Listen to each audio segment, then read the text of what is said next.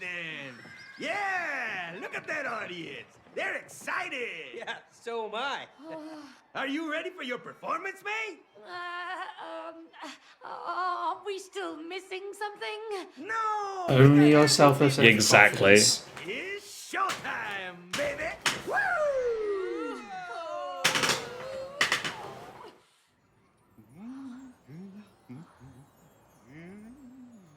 Oh, we even have our own little dressing room. Amazing. You hear that, May? You hear the anticipation? I haven't performed in front of an audience for ages. May, it'll be fine. Just think of them all in their underwear. Yes, that will make you relax. Cody, let's go prep the stage. Okay, Buck. Hey, May, break a leg. I can't do this. I can't do it. May, it doesn't have to be perfect, you know. Oh, yes, it does. If it's not perfect, I'll let them down. No, just sing from your heart. You weren't born to be perfect. You were born to be you. Yeah, see, now this part really resonates. Yeah, I like this part. This part's good. I've been here before. I don't get performance anxiety in that way, really. I mean, you know, not in front of a large crowd or anything like that. That's super easy for me. But I do in, like, small settings with, like, 2 people. In a really big way. When you've only got a few, it can be... Can you control May as well, or is it just me? No, it's just you. You're all on your own here, man. Oh, man. Well, hold on. Let's look in the mirror first. Flight of the Barn Swallow. Anyway, when are you performing in front of large crowds? Not anymore, but I used to for... I was the big grandstander. I used to quite a lot for debating, and... Debating. I don't know, so the biggest crowd I did with debating was a couple of hundred people. From the heart. And that was... it was an intense experience. I wasn't really scared, because once you get into it, you just kind of forget that they're there. At least for me, I do anyway. I suppose debating must be a bit of a difficult thing because you're constantly having to make it up as you go along. Yeah, pretty much. Whereas being able to rely on the certainty of a script, oh, it's a great thing. Just being able to just vary it, you know, just the little ways. Coffee table parts. Whoa. This is gonna be special. Pull the switch, pull the switch, pull the switch.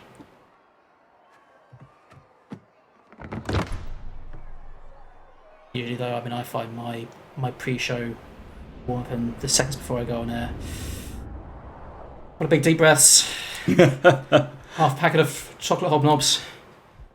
Also, even when we're doing LP stuff, so in almost every video you'll hear me say, hello once again, ladies and gentlemen, and that gets you into the zone. That gets you in the frame of mind. Pretty much a calming ritual, right? It's the same thing I say every single time, so every video begins in the same manner, and it's a lot easier to deal with. Hi, guys. Well, it's tough being the one who opens up a show. Tough being the first one on stage.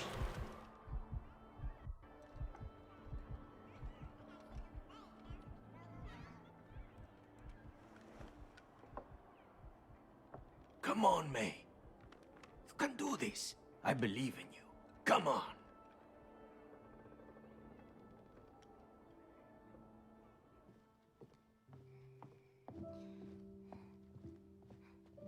Ooh. She shrunk. I don't know, maybe? I don't know, she seems somehow just shorter.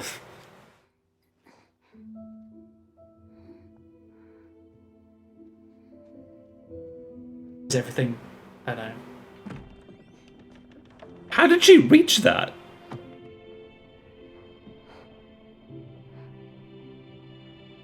Okay, so it is taking place in some crazy alternate dimension. Yes.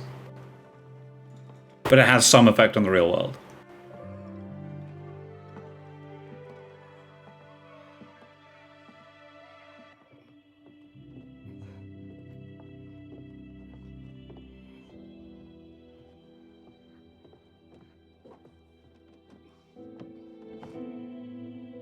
Far be it for me to carp on about, to criticise, the 3D models, characters of this, but all the human models, they all look like they've not had a good night's sleep in like 3 weeks. Yeah, they all look a little horrifying, to be honest. They all look like just massive bags under their eyes. So a lot of people have been pointing out, if the kid just didn't exist in this game, it would probably be a lot better as a story. Because, all of this stuff that they're doing now is whilst they're both unconscious and their kid is alone in their house. Yeah, on the other hand, you could argue that without the kids, you haven't really got the catalysts. Because no one wants them to get back together. I mean, Cody might want to get them to get back together. You could, easily change it slightly.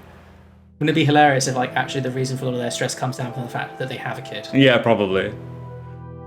We pointed this out, when they're working together and their minds are just on one thing, they're great. And then life shows up and they're like, sod this. Yeah, it's not like they've actually really... yeah. I don't think they really resolved any of the problems that they actually had.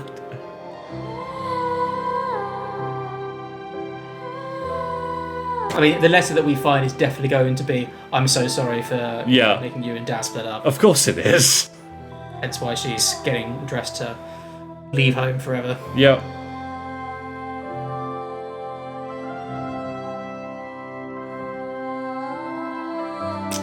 Silent Hill Shattered Memories all over again. Oh, of course.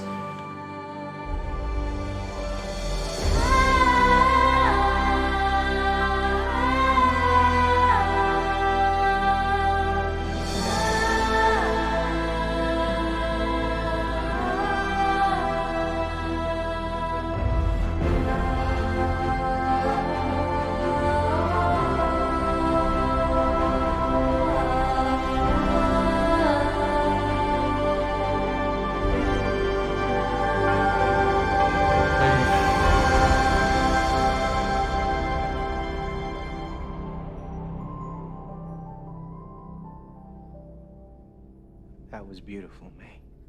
Thank you. I can only deal with so much schmaltz. Alright, hold one.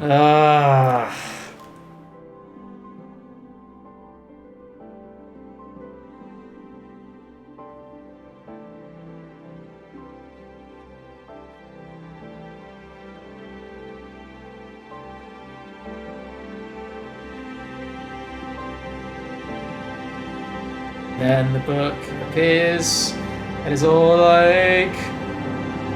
Oh no. Oh, the book didn't interrupt. Oh, I was totally expecting him to go be like, now that's what I call collaboration!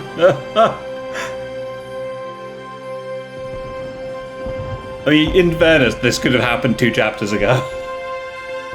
If he just left them alone at the top of the mountain. Yeah. Oh. I don't want to undercut, The good things about this game. It does feel like it's gone slightly longer than it needed to. Yeah. Doesn't it? But equally, the game has undercut this quite a lot itself, so I don't feel too bad. And it's not like they've been... Look at them. So beautiful. Oh, love heals all. Adios. Wait, that can't be it. Is it? No, they've got to see the letter, surely, right? Sure, there's got to be some kind of final boss. Or no, apparently not. There's no letter. I guess that was the end.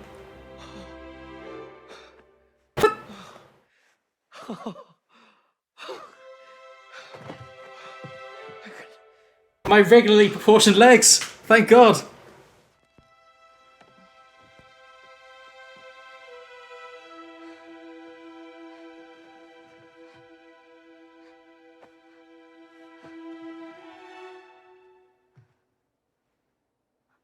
Rose. Cody, May! it worked. Yeah, we're back. Where's Rose? I don't know.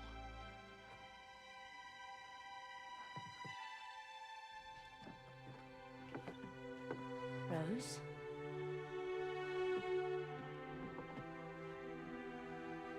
Oh no, Miss Moon Baboon. Oh, Moon Baboon, what's up? The real hero. The real hero. He tried to stop all True the horrible MVP. things. Exactly. Real OG. Hey, What? the letter. Dear Mum and Dad, I'm sorry that I did this to you. I know how to make everything good again. All you have to do is stop fighting. I know I'm not a perfect daughter. Wait, what? I'm sorry I don't like to brush my teeth. I'm sorry I read books after bedtime. I'm sorry I don't put my toys where they should be. I know it's my fault you want a divorce. She's blaming herself. She thinks it's her fault. I'll leave you alone so you can become friends again. You should be friends. I love you, Mum. I love you, Dad. P.S.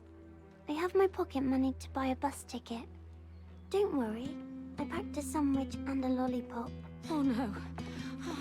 Rose. Guys, you have a car. You know she's going to a bus stop. Driving in a car is much less dynamic. Sweetie!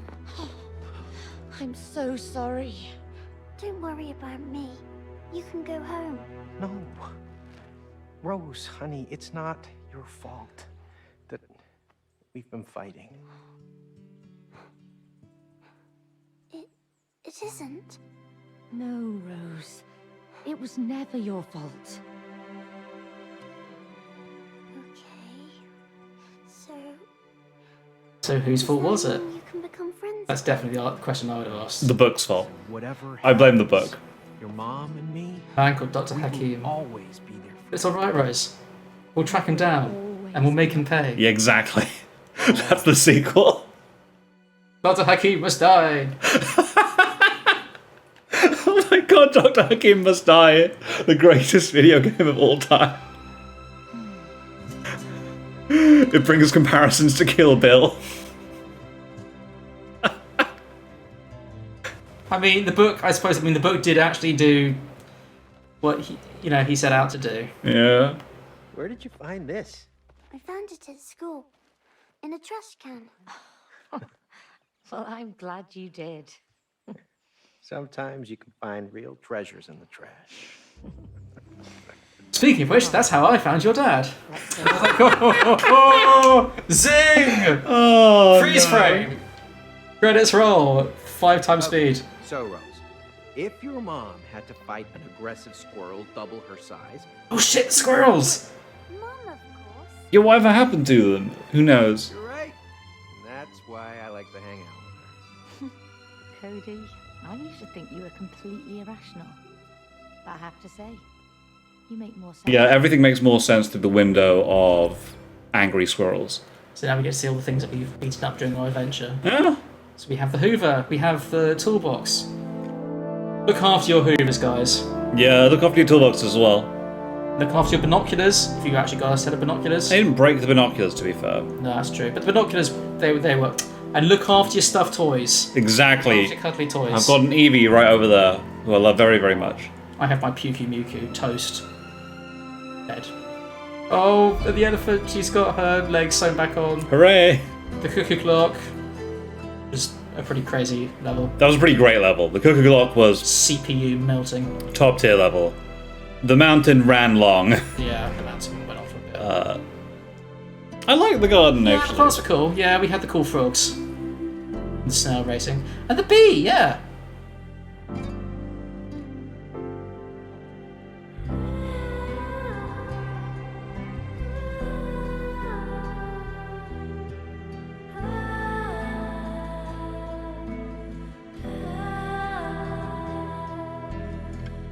Kind of, raises the question though, who at her school threw it away? Oh, that's true. I mean, I can only assume some disgruntled, unhappy teacher. An unhappy teacher, yeah. That makes sense. Well, okay. So that's that. It takes two, or rather, it took two. It took two, yeah. So I think we've expressed this the entire way through. The gameplay, great game. Really, really good gameplay most of the time, right? Yes, although the fact that I I'm now thinking, the bits that I like most are probably the set pieces. Yeah, I where I was agree. kind of just being sort of, overwhelmed and caught up in a sort of, audio-visual roller coaster. So I think the most compelling, like, non-set piece gimmick was Time Rewinding by Miles, right? Yes. The Cuckoo Clock was the best level by a long way. And then everything else... I can't really think of, like, a highlight of, like, the general gameplay beyond that. Of, like, I liked the, I suppose I liked the, magnets a fair bit. The magnets were cool, and the flamethrower. Oh, right at the beginning, when we were blowing stuff up with the matches. Yes. Yeah, that was fair. But, yeah, so... The game has pacing issues, I think, right? I think it's gone maybe 2-3 hours longer than it probably needed to. It has ideas, like, so... It has gameplay ideas for the time that it runs, but each gameplay idea runs, like, a little bit longer than it should, I think. But just a fraction. Yeah, I know, think, right? Like, they all... None of... Only some of them outstay their welcome. That's true, actually, and right? Only some of them outstay their welcome, but everything goes maybe like 5-10 minutes longer than it should. But it but it does add up. It does add up over time, right? And in terms of plot, like it's a bunch of hokey schmaltz. well, and like It's not meant to be taken seriously. well, no, you murdered the stuffed toy, and I just don't think the game is much better afterwards, but I don't think you recover from that because it's just such a horrific act of like just absolute malice that they are completely unaware of. Dude loves his stuffed toys. No, it's they don't seem to sort of really express any kind of sort of great remorse or sort of regret Yeah. until like the very end. Well, they're just not aware of their daughter until the very end, if I'm honest, right? They don't have any lessons about, like, she might be blaming herself. On the other hand, is that perhaps reflective, or is that accurate for couples who are divorcing? Maybe, We are yeah. in the fortunate position of not having been through that Fair, circus. fair. So I mean, I don't suppose I can tell. I can't tell how accurate it is, but I mean, it seems plausible enough that actually they could just be so caught up in their own bickering that they fail to realise the impact that they have on others. Right, but... But it's the fact that they don't. It's the fact that suddenly, and so rather implausibly, things start to seem to get better without any obvious catalyst. Yeah, I think so, right? They just do more stuff together, and Yeah. they start liking each other again. There's that moment where Ko's just like, hey, we have been a bit, we have been a bit. As you say, so I can barely remember much of the dialogue now, but saying like, oh, I think we need to be a bit nicer, Yeah. to each other, and then. That kind of like we've all been really, really, really goofy up until now. Okay, now it's time to have the serious moment, and then the game starts to get a bit more. And you can kind of see it's that classic sort of 3-part movie structure, isn't it? Really. I mean, but it's not... I suppose so, right? So if you take the first act as them up to stuffed toys, second act as, like, the first 2 notes, third act as the final 2 notes, right? Yeah. I suppose that makes sense from that structure, but equally, like, you could just cut out the entire top third of the game or so. We already said this, from, like, the end of the shed, to, when you first start dealing with the note, right? Yeah. That entire part, from a story perspective, does nothing. So, yeah, that's where I am. On the other hand, the areas which we did have to travel, even if the gameplay and the plot, reasons behind it were perhaps, slightly unnecessary, they are sumptuously designed. Yeah, I love them. They were great to explore, and believe me, if my computer hadn't been stuttering all the time, I would have loved to explore them in greater detail. Yeah, I think they were great areas to be around. I loved the Toy Town that we... Yes, we the found, nighttime Toy Town, that was It great. was great fun. And the space parts. The space parts really reminded me of best parts of Mario Galaxy. Yeah, that was great as well. Like, it's got really, really good gameplay ideas in general, I think. It's just... It just needs a little bit of refining. Little bit of refining. I'm... So, one of the things I said that we look at is that this was called Game of the Year last year. And I am kind of stunned, honestly. Oh, I think... I think of the games that I played last year. It feels like, Oscar bait in terms of gaming, to an extent. It's a feel-good story. Yeah, but Nah, it was 2021. I think the world needed a feel-good story. I mean, but like, so this got nominated up against Deathloop, and I'm like, how does Deathloop lose to this? Okay, well, You've not played it, right? I haven't played Deathloop, so I can't judge. So I mean, Endwalker came out last year, so I mean, Endwalker, would have been to be fair, didn't even get nominated, but I think that's because it came out too late for. No, probably for this year. Oh, we're gonna have a post-credit sequence. What? No post-credit sequence. Nothing. No, that's just the end. This Hazelight, you're not savvy enough. You're not teasing us with like more stuff that could be going on. Yeah. The book flying away, being like, and now I must seek out more unhappy, miserable couples. And force them back together. After, a single day of them... about 8 hours of therapy. Yeah. Because that's going to be positive. They have to settle down into the... And then they wake up the next morning thinking, actually, wait a minute, did it all really happen? Probably not. And if it did happen, like... Does it really fix the issues? Yeah. Does it really fix the issues? If does May... Cody leaving all his toenail clippings, all over the corner? Does Cody, learning how to garden again and May singing some more? The fact that, May will, leave all the cupboards and the drawers open in the kitchen. Oh, no. The fact that Cody will load the dishwasher incorrectly. You don't put cups and mugs in the bottom level of the dishwasher because then they clatter around and then they get chipped and then That's ridiculous. Oh my god. And you put and you put knives down. You don't put knives up. Who the heck puts knives up? That's terrifying. Exactly. Somebody could kill themselves. Exactly. It's bizarre. Oh god, right. Well, what we've proven through this Let's Play is that T and I should live together and we'd obviously be fine. There'd be no problem. I think the lesson that I've taken away from this is actually, I think what you need, what you really need in a healthy marriage. It's a relationship which you wake up and every morning and think, actually today could be fun. Just the fact that I'm in a relationship with somebody. It's not if you just agree with somebody all the time. Yes. It's the fact that you can bicker and make fun of them, but the bickering and the making fun of each other is fun. For exactly. Yes, I agree with that. But it's fun to argue, and it's fun to wind your significant other up, and they like to wind you up as well. I think that's. But what do I know? We don't know anything, and to be fair, that's fine because we're clearly a better couple than these guys were. Hey, Nat, don't do yourself down. You're the love doctor. You're the Casanova here. You're Dr. Hakim. Of course I am. You're always about the collaboration. Okay, if I can get through the tears of laughter that I'm having. You prove that love heals all.